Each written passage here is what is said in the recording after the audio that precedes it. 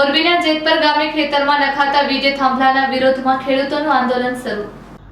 મોરબીના જેતપર ગામે ખેતરમાં નખાતા વીજ થાંભલાના વિરોધમાં ખેડૂતોનું આંદોલન શરૂ થયું છે। આ આંદોલનને ટેકો આપવા ગુજરાતભરમાંથી ખેડૂતો આવી રહ્યા છે અને આ આંદોલનની તીવ્રતા જોઈને કહેવાતા કોઈ સામાજિક અગ્રણીઓ આ છાવણીની મુલાકાત લઈ ગયા છે અને જેને આંદોલન તોડવાનો પ્રયત્ન કર્યો છે એવું કહીને આ ઉપવાસી છાવણીના ઉપવાસી નિલેશભાઈ એરવાડિયાએ આકરી પ્રતિક્રિયા આપી છે।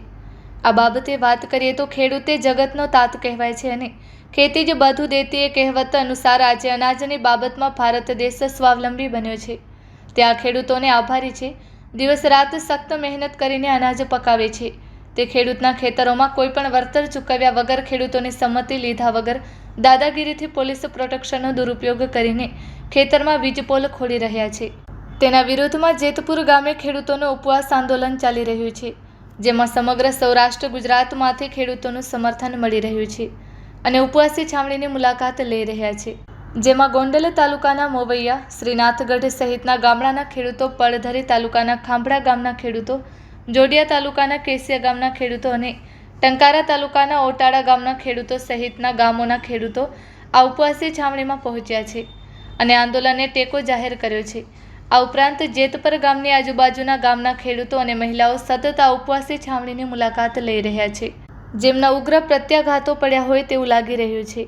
ઉપવાસી છાવણીના ઉપવાસી નિલેશભાઈ એરવાડિયાએ આકરી પ્રતિક્રિયા આપી છે। Report by Shrikant Patel, Kutch care news, Morbi.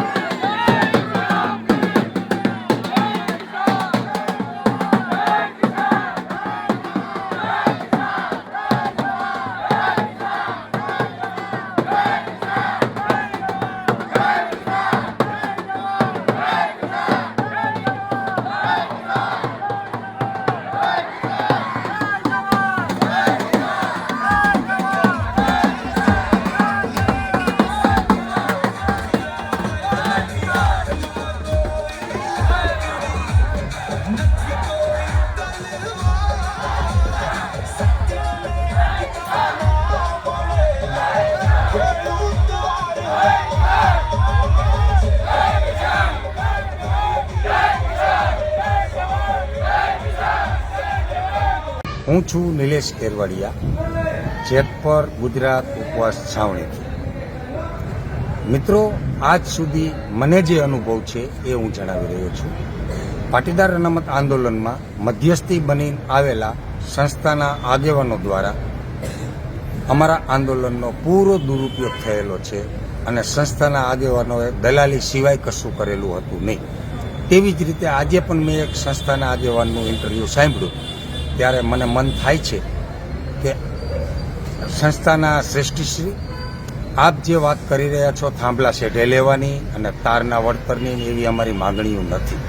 અમારી માગણીઓ છે ગુજરાત માટે સેન્ટ્રલમાંથી લો સુધરે, કાયદો સુધારવાની વાત છે અને આખા ગુજરાતની અંદર તમામ ખેડૂત ભાઈઓને ફાયદો થાય એવી વાત છે।